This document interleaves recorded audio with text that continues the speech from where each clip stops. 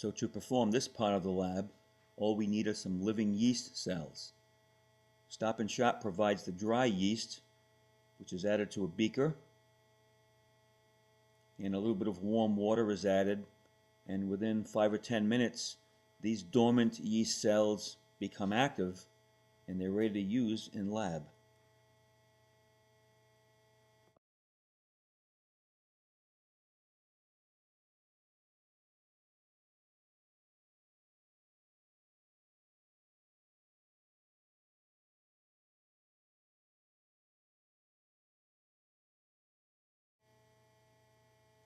So Mr. Hand is now preparing some yeast culture for microscopic examination.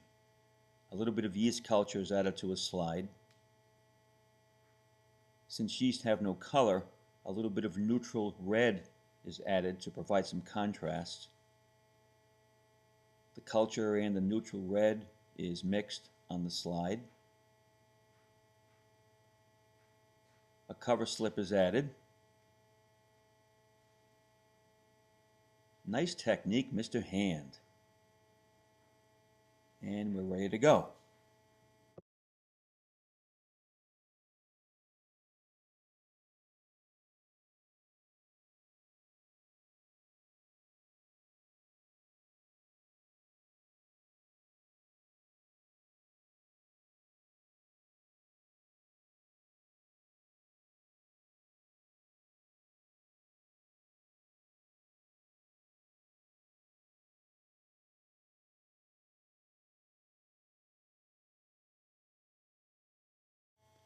Exercise 8, Part 2.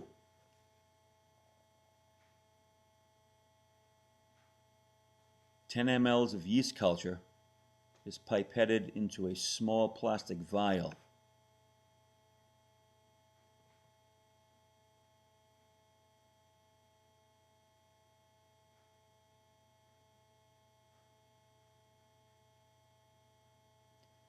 The vial is now completely filled with a sugar. In this case, we're using glucose. This is vial number 1. Sucrose is added to vial 2 and lactose vial 3. And just plain water goes in vial 4. The vial is filled completely.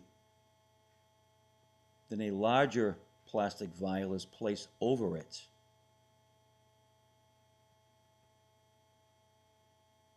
A seal is made between the small and large vial. Both vials are quickly inverted, and this creates an anaerobic environment so that the yeast can ferment the sugar.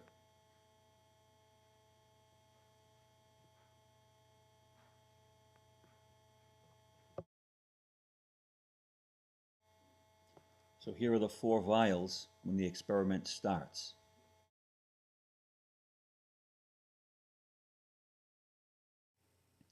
So after a few minutes, some carbon dioxide builds up in the vials, and here's Mr. Hand measuring the amount of CO2 in each vial. So here we are a little bit later. Notice that the CO2 amounts in the first 2 vials have increased substantially. The first 2 vials contain glucose and sucrose, respectively. Not much going on in the last 2 vials, however.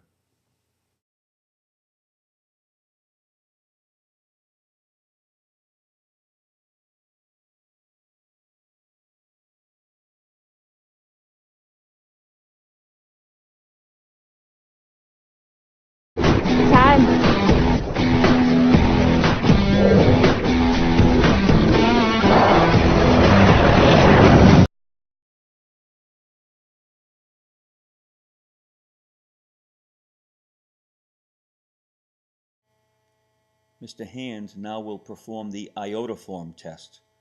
This is a test for ethanol. 5 milliliters of distilled water is added to a test tube.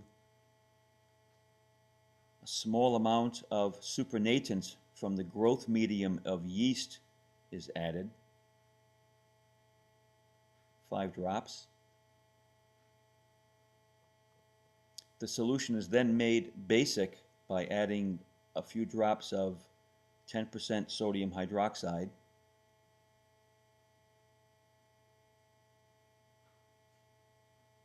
The The contents of the tube are thoroughly mixed.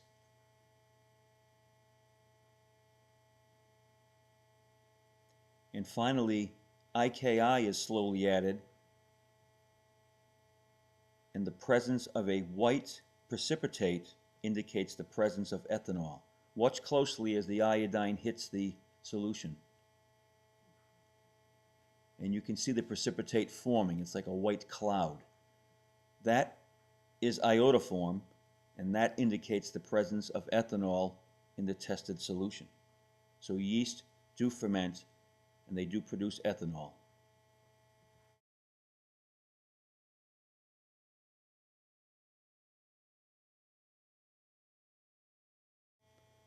So here is the blank for exercise B on the left and tube number 1 on the right. Notice the deep blue color of the tube on the right. I wanted to show you what DPIP looks like when it gets reduced. There's the blank. Here's tube 1 initially, and a few minutes later, here's what DPIP looks like once it gets reduced. Notice the lighter blue color.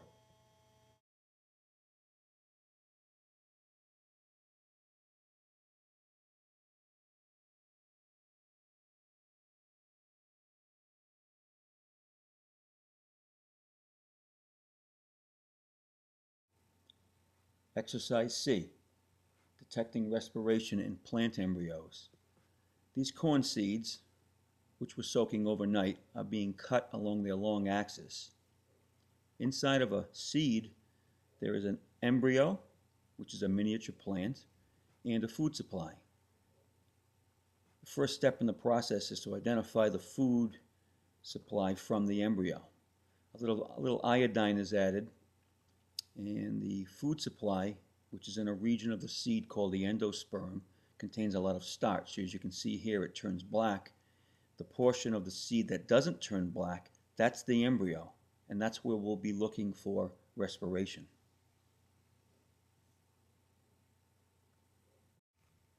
One way to detect respiration, in particular the electron transport system, is to use a compound called tetrazolium chloride. Here I've just added some to a petri dish. The corn seeds previously cut are being placed into the tetrazolium chloride such that their cut surface is exposed to the compound. If the embryos are living, they will react with the tetrazolium chloride and a pink color will appear. These seeds have been boiled. The embryos are dead. These will serve as a control group showing that tetrazolium chloride only turns pink when the electron transport system is operating, and that only happens in live tissue. Okay, it's been about 15 minutes. It's time to see if the embryos have been transporting any electrons. Here's one of the live seeds, and as you can see, the embryo, different from the endosperm, right there, has turned pink, indicating that tissue is alive and was active, transporting electrons in the ETS. One of the dead seeds, as the control, you can see there's no such pink color, indicating this embryo was dead. And dead things don't respire. So there you have it, the before and the after picture.